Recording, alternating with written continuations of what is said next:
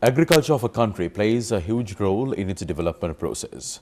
And today, in this edition of Crossfire, an exclusive production of Department of Government Information, we're going to talk about the latest happenings when it comes to the agriculture, especially one big factor coming under agriculture in Sri Lanka, coconut.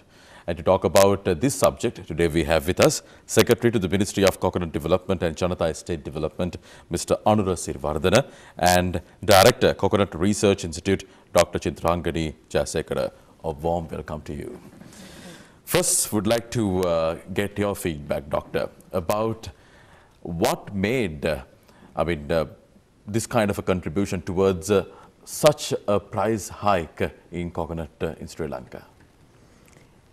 Yes, coconut price is high these days. Normally during November to February of the following year, we consider as lean year, lean period, because coconut production is low during that period. We get about 10% of the annual production during these months.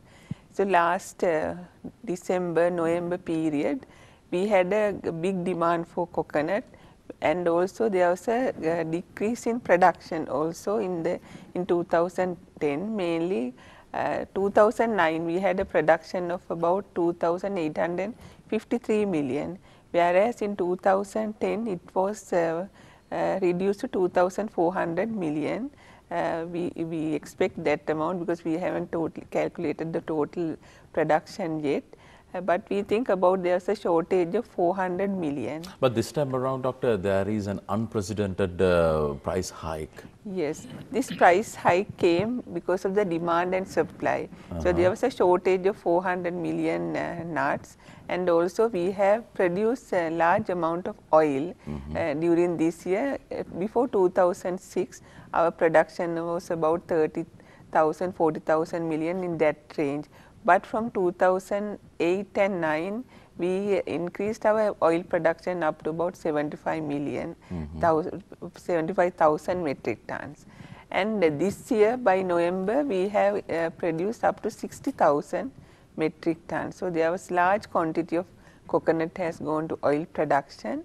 And in June, our DC price was 130 rupees per kilo, but from November onwards it increased, I think, up to 280 rupees, and in December it was 300 rupees. So there was a big demand for demand of coconut for DC industry. So two industries competing to get coconut. At the same time, festive season, we need a lot of oil and people making various kind of food. So they need coconut for domestic consumption. As a result, you mean to say there were no such a demand during yesteryears for DC and other the coconut oil as such? So this is unusual price change in DC industry, because imagine that in June, July, the price was 130 rupees per kilo, and when it went up to 280, 290, double the price. So, and DC millers always find very difficult to make DC because price is low and they get very little coconut. And when the price is high, they also thinking to start their industries to get some profit out of it. But at the moment it's very unfortunate, even the price is high, they can't produce enough DC because we don't have enough coconut in the country. This shortage came because I don't know whether you can remember, in 2009 we had a very bad dry period after June, that because normally when rainfall decreases, so we get drought period, it affects the coconut production in the following year. And also 3 years rainfall, previous 3 years rainfall, 2007 rainfall also affect during the stage of inflorescence development in the crown itself. So why couldn't the Coconut Research Institute take any actions to remedial stuff to curb this kind of a situation? Things what we can do are, we can increase the production by encouraging farmers to apply fertilizer and also to ask them to do soil moisture conservation practices, and also having other agronomic practices we have recommended. But it's very unfortunate, I think more than 10-15% of the coconut growers are not doing this kind of practices, because 70% of our coconut producers are smallholders, that is less than 20 acres, and they are not depending only on coconut. They have other job, or they are doing some other business. So this is a second income, and coconut price also not stable at all time. Sometimes price is very high, sometimes go down to 15 rupees, even it does not cover their cost of production. So because of that uncertainty, that coconut growers also not spending money or investing money to develop their coconut lands. Okay. That also has become a problem. Even we do continuous surveys to find out to what extent our technology is going to the grower. Even how much we try to do extension part, that it has become serious problem because of this price uncertainty of price. Coconut growers are not encouraged to invest money in their land. Okay, Mr. Sirivardhana, you are in a bit of a hot seat at the moment because this Ministry of Coconut Development and Janata Estate Development being appointed, maybe it's a brand new ministry. So you have been given the responsibility of taking forward the coconut industry in Sri Lanka. What sort of measures and actions that your ministry along with the government of Sri Lanka has taken, especially to curb this situation in coconut industry at the moment? First, I would like to say the establishment of this new ministry is a need of the hour. His Excellency, the President Mahinda Rajapaksa, realized the gravity of the coconut industry, the significance and the importance to this country. So then that's why this ministry came in last November to this country. This is a cabinet ministry, and so that we have identified what are our weaknesses, then what are our strengths, then opportunities and threats. Right. We did a SWOT analysis, in fact, and there we found the weaknesses, and then now we are looking for the strategies. So we have already done a survey, and we have done a research, and we have studied with these researchers and scientists and all. So with that I believe that we can fulfill the needs of this country when it comes to coconut cultivation. As he said, there are a number of reasons why people didn't come to this industry. Therefore, that first that we will make this an attractive industry to the people to come and to cultivate coconut. So there we expect to make this coconut cultivation where it that this was sometime it was in 30 to 40 years time back. So it was an attractive industry, as you know, that we know that coconut was a very well accepted economic crop. So the ministry will take all the initiatives backed by His Excellency the President to make this success. But Mr. Sirivardhana, what sort of measures that you have taken to stabilize the price of coconut at the moment in Sri Lanka, the market? Yes, as I mentioned at the very beginning, we are a new ministry. So at the time we came to the ministry, that we observed that there is a price increase in the coconut in the market. So there are a number of reasons that we have found number of reasons for that price increase. And I rather say it is this is not the first time that we have experienced this sort of price hike. There were similar incidents even in the past also. So due to these climatic reasons and all, that we have experienced this sort of situation in the past too.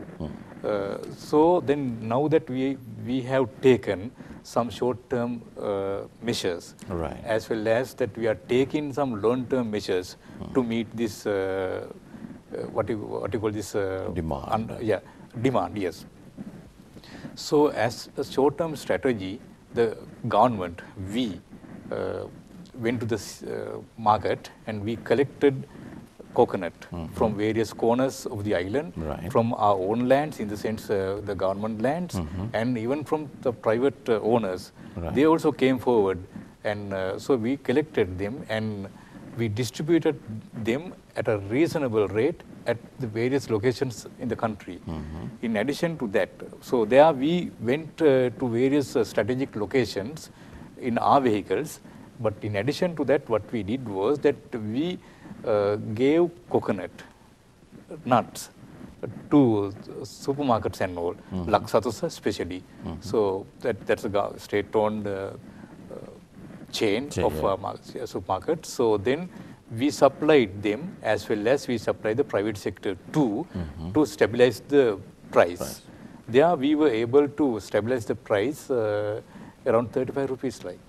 So we are continuing the process, and due to heavy rains last few days that we couldn't attend to that much, but that in a few days ahead we will come back to this, and so we will do our level best to stabilize the price in the market.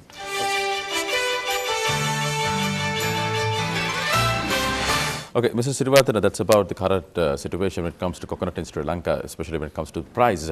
What sort of measures that your ministry has taken, especially to develop the coconut industry in a holistic way? Yes. Now that, as you said, the yield or the production is not that much as we should expect due to a number of reasons. One is that less utilization of fertilizer. So, His Excellency the President Mahinda Rajapaksa realized this situation and came forward with a very attractive package.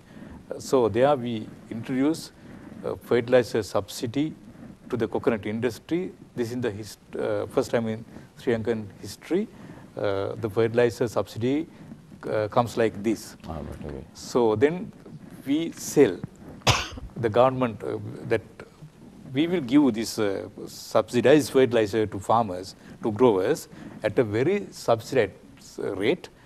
People should spend only 1,000 rupees per 50 kilo that imported fertilizer bag, where it is 3,750 if you buy that from the open market. So for a 3,750 worth bag, 50 kilogram bag, you have to spend only 1,000 rupees. There is the government bear the cost of 2,750 per 50 kilogram when it comes to the subsidy. Likewise, that's for muriate of potash, and we will give the subsidy for urea also. Those are direct fertilizer, and people can buy this fertilizer at the subsidized rate. That's a great concession for them. We believe that people will use definitely this fertilizer in their lands in years to come, that we will see the result of that. So that's one aspect. And other than that, we will do a number of other measures also to increase the yield. For instance, that we will, now that if you take an acre of coconut land, so you can see generally, in average, only 40 trees in an acre like. But there should be at least 64 trees in an acre. So there are vacancies. So we are going to fill that vacancies. By infilling these vacancies, that we will be able to increase the number of trees in an acre.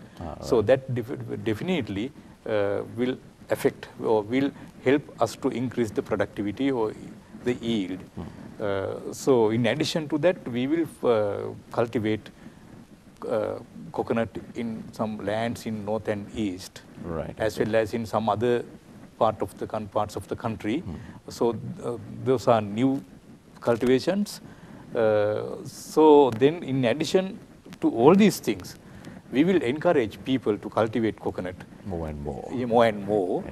So the ministry will introduce a scheme to grow 4 million coconut trees during this year. 4 million seedlings will be planted. So then, in addition to that, we will encourage school students also come into this.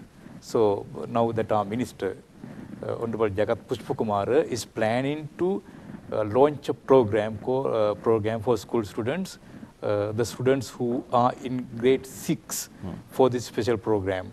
So we will give 4 plants per student in grade 6. All right. So then that will be a project for them.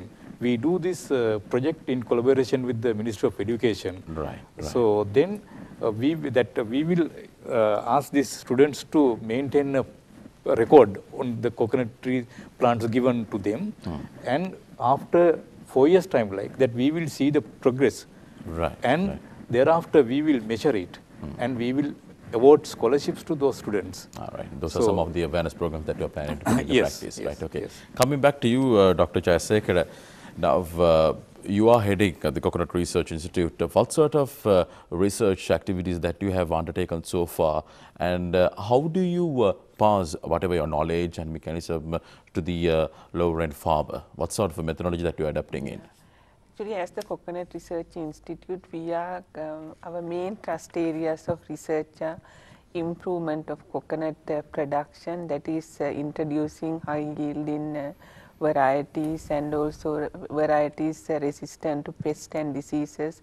That also has become a major problem in Sri Lanka, and also improve the productivity and the production in coconut lands by recommending fertilizers and other agronomic practices and so on, and then also research towards pest and disease control, because we now not like earlier days, we just very often we get pest and disease problems in various parts of the island, and also we conduct research on processing of coconut products and technology transfer. We have a separate unit for technology transfer. Whatever we do research, we always decide what we should do depend on the requirement of the industry. We always consult the extension staff in the field of coconut cultivation board, coconut growers who are in our research committee, and then we decide the needs of the industry, and based on the needs we decide experiments, and once we do the experiments and come into conclusion, we give all our findings as recommendations. Right. So technology transfer division is the arm who take these messages to the coconut cultivation board field officers. They call coconut development officers, and also we distribute this information to school children, teachers, and also individual growers. We have various programs in the institute. There are many ways that we disseminate this information to growers. And we use modern technology like interactive CDs and various programs, even with media and also print media, electronic media, like that. Mrs. Sirivathara, finally, this final question is actually threefold. First, do we have a concrete policy when it comes to coconut development in Sri Lanka? The second, what sort of contribution that the coconut industry is making towards the national economy in Sri Lanka, and can we expect a brighter future when it comes to coconut development in Sri Lanka? I'll start from the last question you asked. So there will be a very bright future for the coconut industry in Sri Lanka. Government is very keen about the industry, and His Excellency Mahinda Rajapaksa and our Minister Honorable Jagat Pushpakumara and the Minister of Economic Affairs, Mr. Basil Rajapaksa, Honorable Basil Rajapaksa, and all the other ministers also that take necessary steps to develop this industry in this country. Right. And so by now, even within 1.5 months' time, so we have taken a number of steps to develop this industry in the country. Right. Okay. Yes, that's so. Yes. The contribution to the national economy. Yeah, that's it. Now that we will now, I think right now it is 1.4% of the GDP. Yeah, GDP. Right. Gross. Yeah. And how about the policy when it comes to coconut development? Yeah, I'll just say something about the GDP. Right. And now it is 1.4, and so we have a plan to increase that to 3% by 2015. 2015. Yes. Right. Okay. Yes. How about the policy when it comes to coconut development? Policy is very clear. So then that now that we will give due consideration, and we will give our best consideration to the industry, and So coconut will be a very important, what you call this, economic crop in this country. Okay, thank you very much. Today, in this edition of Crossfire, an exclusive production of Department of Government Information, we discuss about the coconut development, the coconut industry as a whole in Sri Lanka. And to express their views, today we had with us Mr. Anura Sirivardhana, Secretary to the Ministry of Coconut Development and Janatha Estate Development, and Dr. Chitrangani Jayasekara, Director, Coconut Research Institute. Thank you very much. Thank you. With that, we conclude this edition of Crossfire. Hope you enjoyed it. So, our hope, the ultimate wish is that once again, let coconut be one of our export products. So, with that, we conclude this edition.